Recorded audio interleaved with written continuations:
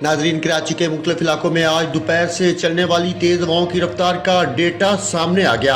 महकमा मौसमियात के मुताबिक शहर में सबसे तेज़ रफ्तार हवाएं मसरूह बेस में चली, जिनकी रफ्तार 72 किलोमीटर फी घंटा तक रिकॉर्ड की गई। अदाद-ओ-शुमार के मुताबिक इसके बाद सबसे ज़्यादा तेज़ हवाएं PAF फैसल पर चली, जिनकी रफ्तार 63 किलोमीटर फी घंटा तक रिकॉर्ड की गई। महकमा मौसमियात के मुताबिक PAF फैसल पर 3:15 पर हवाओं की रफ्तार 47 किलोमीटर फी घंटा थी। कराची में तेज़ हवाओं के बायस मुख्तलिफ हादसात में हलाक होने वाले अफराद की तादाद 5 हो गई।